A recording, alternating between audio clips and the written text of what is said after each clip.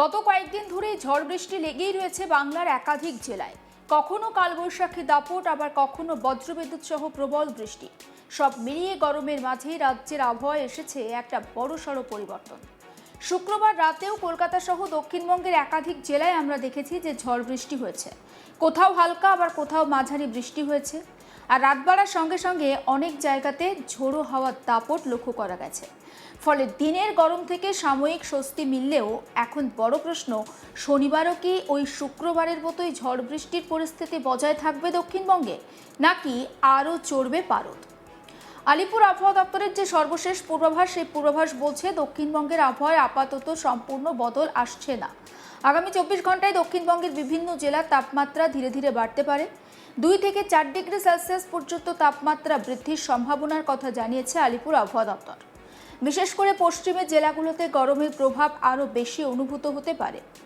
পুরুলিয়া, বাঁকুড়া, পশ্চিম বর্ধমান, ঝাড়গ্রাম কিংবা পশ্চিম মেদিনীপুরের মতো জেলাগুলোতে দিনের বেলায় রোদ ওঠার পর ভ্যাপসা গরম, অস্বস্তিকর আবহাওয়া তৈরি হতে পারে। তবে তাপমাত্রা বাড়লেও ঝড় বৃষ্টির আপাতত যে সম্ভাবনা, সেটা পুরোপুরি কাটছে না। আবহাওয়া দপ্তর জানাচ্ছে, বিক্ষিপ্তভাবে বজ্রগর্ভ মেঘ তৈরি হওয়ায় অনুকূল পরিস্থিতি এখনও রয়েছে। আর তার জেরে দক্ষিণবঙ্গের 2-1টি জেলায় বজ্রবিদ্যুৎ সহ বৃষ্টির সম্ভাবনা থাকছে। কোথাও কোথাও স্বল্প সময়ের জন্য ঝোড়ো হাওয়া বইতে পারে। এমনকি স্থানীয়ভাবে কালবৈশাখীর মতো একটা পরিস্থিতি তৈরি হতে পারে বলে আশঙ্কা করা হচ্ছে। বিশেষজ্ঞদের মতে, দিনের বেলায় প্রচণ্ড গরম, বাতাসে জলীয় বাষ্পের পরিমাণ বেশি থাকায় বিকেলের দিকে আবার মেঘ জমার প্রবণতা বাড়ছে। আর সে কারণেই বিকেল কিংবা সন্ধ্যের দিকে আচমকা ঝড় বৃষ্টি নামছে। ফলে সাধারণ মানুষকে সতর্ক থাকার পরামর্শ দিচ্ছেন আবহাওয়াবিদরা।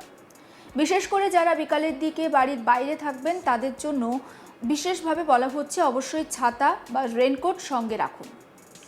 এবার আপনাদের বলবো যে কলকাতার আবহাওয়া ঠিক কেমন রয়েছে সেই খবর। শনিবার শহর কলকাতার আকাশ আংশিকভাবে মেঘলা থাকতে পারে। সকালের দিকে রোদের দেখা মিললেও দুপুরের পর থেকে হয়তো আবহাওয়া পরিবর্তন হতে পারে। বিকেল কিংবা সন্ধ্যার দিকে বজ্রবিদ্যুৎ সহ বৃষ্টির সম্ভাবনা রয়েছে শহর এবং শহরতলির একাধিক এলাকায়। শুক্রবার রাতের মতো শনিবারও হয়তো আচমকা ঝড় বৃষ্টি এবং ঝোড়ো হাওয়ার দাপট দেখা দিতে পারে শহর কলকাতায়। তাপমাত্রা নিরিখে শনিবার কলকাতার সর্বোচ্চ তাপমাত্রা থাকতে পারে 35.7 ডিগ্রি সেলসিয়াস, যা স্বাভাবিকের তুলনায় সামান্য কম। আবার অন্যদিকে সর্বনিম্ন তাপমাত্রা থাকতে পারে 23.8 ডিগ্রি সেলসিয়াসের কাছাকাছি। অর্থাৎ রাত এবং ভোরের দিকে এখনও খানিকটা মনোরম আবহাওয়া বজায় থাকবে। তবে দিনের বেলা রোদের তেজ বাড়ার সঙ্গে সঙ্গে বাড়বে আর্দ্রতাজনিত অস্বস্তি। ফলে ঘাম হবে, ভ্যাপসা গরম অনুভূত হবে এবং একটা ক্লান্তিকর আবহাওয়া সাধারণ মানুষের সমস্যা বাড়াতে পারে। বিশেষজ্ঞরা বলছেন, বর্তমানে বঙ্গোপসাগর থেকে প্রচুর পরিমাণে জলীয় বাষ্প রাজ্যে ঢুকেছে। আর সে কারণেই বাতাসে আর্দ্রতার পরিমাণ অনেকটাই বেশি। আর এই আর্দ্রতাই গরমকে আরও অস্বস্তিকর করে তুলছে। তাপমাত্রা খুব বেশি না বাড়লেও শরীরে গরমের অনুভূতি অনেক বেশি হতে পারে। বিশেষ করে দুপুর থেকে বিকাল পর্যন্ত সময়টা বেশ অস্বস্তিকর হতে পারে বলে বলছেন আবহাওয়াবিদরা। এবার আমরা একটু উত্তরবঙ্গের পরিস্থিতির কথা আপনাদেরকে জানাবো। দেখুন, আবহাওয়া দপ্তর উত্তরবঙ্গের জন্য যে পূর্বাভাস দিচ্ছে, সেখানে বলা হচ্ছে আগামী কয়েকদিন উত্তরবঙ্গের বেশ কিছু জেলায় ভারী থেকে অতি ভারী বৃষ্টির সম্ভাবনা রয়েছে। বিশেষ করে উত্তরবঙ্গের ওপরের দিকের 5 জেলা অর্থাৎ দার্জিলিং, কালিম্পং, জলপাইগুড়ি, আলিপুরদুয়ার এবং কোচবিহার, এখানে বৃষ্টির সতর্কতা জারি করা হয়েছে। পাহাড় এবং ডুয়ার্সে বৃষ্টির পরিমাণ অনেকটাই বাড়তে পারে বলে আশঙ্কা করা হচ্ছে। বিশেষ করে পাহাড়ি অঞ্চলে আমরা প্রত্যেকেই জানি যে একটানা বৃষ্টি, আর সেই বৃষ্টির ফলে ধস নামার একটা আশঙ্কা তৈরি হয়। ফলে এবারেও এই যে অতিবৃষ্টির সতর্কতা উত্তরবঙ্গে জারি করেছে আবহাওয়া দপ্তর, সেখানে যে ধস নামবে না তেমন আশঙ্কার কথাও কিন্তু শোনা যাচ্ছে না। পাহাড়ি রাস্তায় যাতায়াতের ক্ষেত্রে তাই অবশ্যই সতর্কতা অবলম্বনের পরামর্শ দেওয়া হচ্ছে। নদী এবং যে সমস্ত ঝোড়া জলস্তর রয়েছে পাহাড়ি এলাকায়, সেখানকার জলস্তর বাড়তে পারে। ফলে নিচু এলাকা বা নদীর ধারের বাসিন্দাদেরও সতর্ক থাকতে বলা হয়েছে।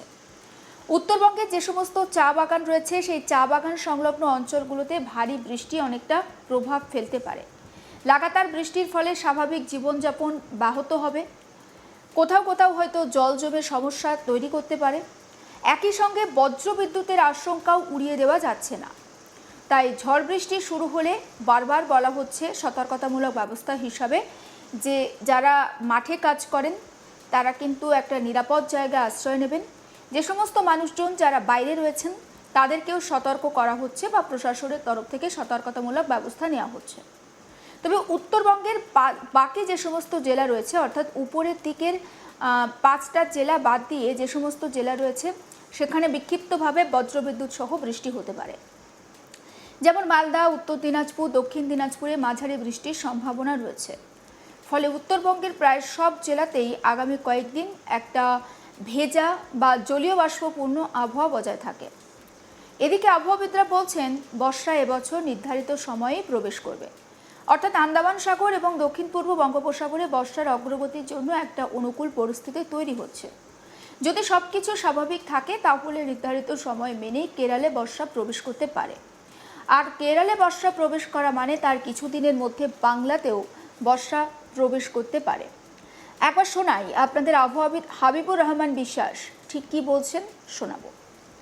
আমাদের আবহাওয়া পূর্বাভাস যেটা দেওয়া হয়েছে তাতে উত্তরবঙ্গে আগামী 4-5 দিন পর্যন্তই বজ্রবিদ্যুৎ সহ বৃষ্টিপাত এবং দমকা হওয়া 40 থেকে 50, কোথাও কোথাও তার সঙ্গে ভারী বৃষ্টিপাতও এক দু জায়গায় হতে পারে। যেমন আগামী 24 ঘন্টায় আমাদের জলপাইগুড়ি, আলিপুরদুয়ার, দার্জিলিং, জেলাগুলির মধ্যে এক দু জায়গায় ভারী বৃষ্টিপাত এবং উত্তরবঙ্গের 5টা জেলাতে প্রায় সব জায়গাতেই হালকা থেকে মাঝারি বৃষ্টিপাত এবং বাকি জেলাগুলোতে কিছু কিছু জায়গায় হালকা থেকে মাঝারি বৃষ্টিপাত হওয়ার সম্ভাবনা রয়েছে। আর দক্ষিণবঙ্গের ক্ষেত্রেও আমাদের বজ্রবিদ্যুৎ সহ বৃষ্টিপাতের সম্ভাবনা রয়েছে কিছু কিছু জায়গায়। মূলত পুরুলিয়া, বাঁকুড়া, পশ্চিম বর্ধমান, বীরভূম, মুর্শিদাবাদ, পশ্চিম মেদিনীপুর, ঝাড়গ্রাম, পূর্ব বর্ধমান, নদিয়া এই জেলাগুলিতে সম্ভাবনা বেশি। অলরেডি আমাদের এখন দুপুরের দিকে পুরুলিয়ার দিকে কিছুটা শুরু হয়েছে, আর বাকি জেলাগুলোতেও বিক্ষিপ্তভাবে এক দু জায়গায় করে হতে পারে। তবে উত্তরবঙ্গে বেশি থাকবে, দক্ষিণবঙ্গে কম পরিমাণে থাকবে। আর আমাদের এখন মৌসুমী বায়ুর যেটা পরিস্থিতি, তাতে আজকে আমাদের কেরালাতে মৌসুমী বায়ুর যেটা পূর্বাভাস দেওয়া হয় আগে থেকেই, সেটা দেওয়া হয়েছে 26 তারিখ নাগাদ +- 4 দিন আমাদের যেটা এরর বলা হয়, মডেল এরর, সেটা রয়েছে 26 কেরালাতে হওয়ার সম্ভাবনা। আমাদের কেরালাতে মৌসুমী বায়ু পৌঁছাবার সম্ভাবনা রয়েছে। আর তার আগে আমাদের আন্দামান নিকোবর আইল্যান্ড এরিয়াতে এবং দক্ষিণ বঙ্গোপসাগর, আন্দামান সাগরে তার আগেই আমাদের মনসুন বা মৌসুমী বায়ু পৌঁছায়। সেটা আগামী 24 ঘন্টার মধ্যে কিছু অংশে, দক্ষিণ বঙ্গোপসাগরের কিছু অংশ এবং আন্দামান নিকোবর দ্বীপপুঞ্জের কিছু অংশে মৌসুমী বায়ু আগামী 24 ঘন্টার মধ্যে পৌঁছানোর সম্ভাবনা গড়ে উঠেছে। আর যেটা নিম্নচাপ ছিল সেটা তো আছেই দক্ষিণ বঙ্গোপসাগরে, দক্ষিণ পশ্চিম বঙ্গোপসাগরে, যার প্রভাব আমাদের রাজ্যের উপর তেমন নেই। আর এখন তাপমাত্রা যেটা রয়েছে, তাপমাত্রা আগামী 2-3 দিনে 2-3 ডিগ্রি বাড়বে। তবে স্বাভাবিকের থেকে সামান্য কিছুটা বেশি থাকতে পারে, তবে খুব বেশি হওয়ার সম্ভাবনা নেই। আর কলকাতা তার পার্শ্ববর্তী অঞ্চলের জন্য যেটা বলা হয়েছে, কলকাতাতে আংশিক মেঘলা আকাশ থাকবে, কিছুটা বজ্রগর্ভ মেঘ সঞ্চার হতে পারে সন্ধ্যার দিকে, তবে মূলত আংশিক মেঘলা আকাশ থাকবে। সর্বোচ্চ তাপমাত্রা 36, সর্বনিম্ন তাপমাত্রা কালকে 28-এর কাছাকাছি থাকবে। সতর্কবার্তা এই যে বললাম, আমাদের বজ্রবিদ্যুৎ সহ বৃষ্টিপাত যেগুলো দক্ষিণবঙ্গ, উত্তরবঙ্গ কিছু কিছু জেলায় রয়েছে, যেটা যেমন আমাদের দক্ষিণবঙ্গের জন্য পুরুলিয়া, বাঁকুড়া, পশ্চিম বর্ধমান, বীরভূম, মুর্শিদাবাদ, পূর্ব বর্ধমান, পশ্চিম মেদিনীপুর, ঝাড়গ্রাম, এইসব জেলা, নদিয়া, এইসব জেলাতে রয়েছে। আর উত্তরবঙ্গের সব জেলাতেই রয়েছে। আর তার সঙ্গে ভারী বৃষ্টিপাত বললাম যে জলপাইগুড়ি, আলিপুরদুয়ার, দার্জিলিং। তবে এগুলো সবই হলুদ সতর্কতা রয়েছে, আর খুব বেশি যে হবে তা নয়, তবে হওয়ার। সমস্ত আপডেট পৌঁছে দেবো আপনাদের কাছে, নজর রাখুন। আজ তাক বাংলা সাবস্ক্রাইব করতে ভুলবেন না।